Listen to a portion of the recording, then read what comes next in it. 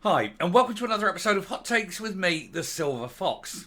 Now, obviously, there's an awful lot of stuff that's happening in and around Westminster with regards to the SNP, with Lindsay Hoyle, with the Tories and the SNP apparently on the same side, very weirdly, with threats and counter threats. And it is a story that is ongoing, is fast moving, and I will have to do videos on it during the day should they need to be done. But we will be keeping sort of one eye on that as we go through the day. But I would like to start the day on something a bit light, but it's a bit amusing. In fact, it's very amusing because it goes to show how unhinged Scottish nationalists are.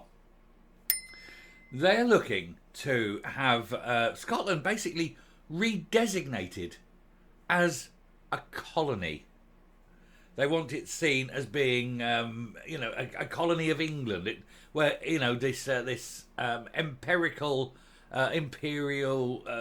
colonisation of a foreign country by the English Empire or some such rubbish like that. I suspect there's more Scots living in England than English living in Scotland, and so it can hardly be described as a colony from that point of view. But it is another way of having a little grievance from these very sad, delusional people. Let's take a look. So, Scottish nationalists plot a rebellion in a bizarre plan to see Scotland recognised internationally as a colony. Tell me, how many English people have gone to Scotland to colonise it? Scotland is predominantly run by Scots. And indeed, I suspect that in the Scottish Parliament there are more Australians and Canadians than there are English. And at every level, it's all Scots. It's Scots all the way down. There's no English overlords commanding Scotland, is there? Even the Scottish Secretary at Westminster is Scottish. It's a joke. These people are mental. Anyway, Liberation Scotland wants to challenge directly the legitimacy of the Anglo-British state in Scotland and has got some Nats very excited. I would like at this point to perhaps get them to read a history book and then to look in that history book and see exactly why the Act of Union came into being. It wasn't England colonising Scotland. It was Scotland banging on the doors of England, begging for help and begging for the Union because they'd bankrupted themselves by sending combs and Bibles to South America. These people are bonkers, aren't they? Anyway, desperate Scottish nationalists are plotting a rebellion in a bizarre attempt to end the Union, with the SNP on the cusp of brutal losses at the next general election and support for Skexit remaining below backing for the UK. A body calling itself Liberation Scotland is set to hold elections for its committee. Well, you have to round them up, I think, and then put them all into a mental health facility, because they are all obviously bonkers. If they don't know about Darien, then they've got no hope, have they? Anyway, the group is being led by Ian Lawson, the chair of the Scottish National Council Steering Group, and Sarah Saliers of the campaign group Salvo, known for its bizarre stunts to push for separation. If they happen to do stunts for separation, it means that they cannot win it by argument alone. And when you get a group so filled with hate that it has to resort to things like that because it cannot win its argument through logic and through reason, you know it will end up in violence, and that, of course, is the big fear. But it never will be allowed. It will never be tolerated. And the thing is, the majority of Scots, as we know, don't want it. They need to be rejected, and they need to be rejected at a very sort of ground level. A blog post by Mr. Lawson states, for the first time, Scotland will have a movement that exists to challenge directly the legitimacy of the Anglo-British state in Scotland. That's that Anglo-British state that they call it is what was begged for, really, by the Scots. These people are mental. They don't even know their own history, do they? Mr. Lawson describes a liberation movement as an organisation or political movement leading a rebellion or a non-violent social movement against a colonial power or national government. Colonial power?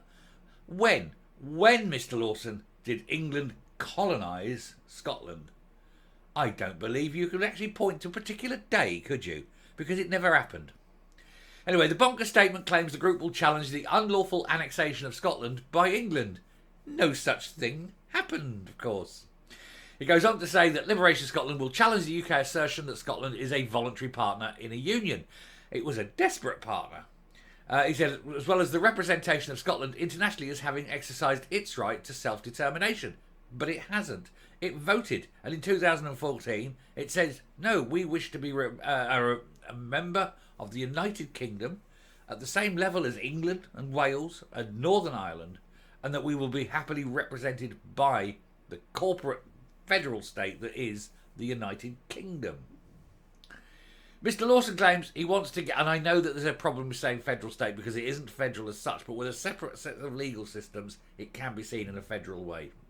Draw that one up. Anyway, Mr. Lawson claims he wants to get international recognition that Scotland is a dependency, a colony, and he will seek international assistance to decolonise. He needs to be taken home by the men in white coats and given some severely strong antipsychotic medication. He's not living in the same universe as the rest of us. I don't know where he is, but wherever it is, he's out there, isn't he? I suspect with Mr. Lawson, the problem is toys in the attic. I don't think he's sensible. I don't think he's sane.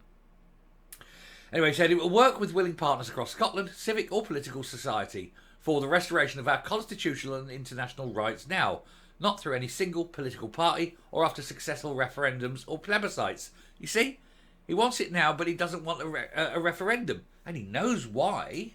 It's because if there was a referendum, he would lose. And he knows it. And he knows that the reason he'd lose is that most people in Scotland don't want it. Because they're not morons. Mr. Lawson concluded the post by claiming the most important of these rights is the inalienable sovereignty of the commonalty, Declaration of the Clergy and People 1310, and the people of Scotland over their governments. Well, if you keep voting in morons into government, you're not going to get much, are you? It says, the news was enthusiastically welcomed by extreme nationalists on the blog site. One said this date should be marked, the day when the beginning of the end of the sham union was announced at last. These people are delusional, aren't they? And the thing is, they're very, very, very sad people. Ultimately, they're very sad people because they're going to lose. They're never, ever going to win their case.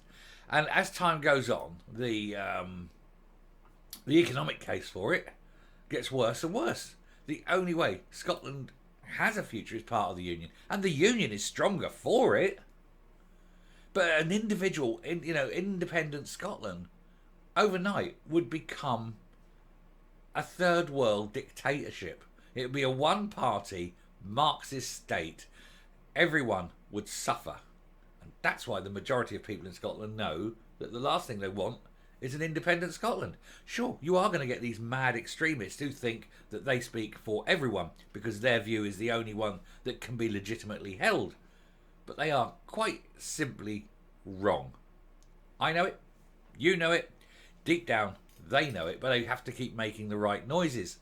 They could not run a whelk stall, let alone an independent country, because the people who believe all this shit are mental, and therefore the least suited to be running anything.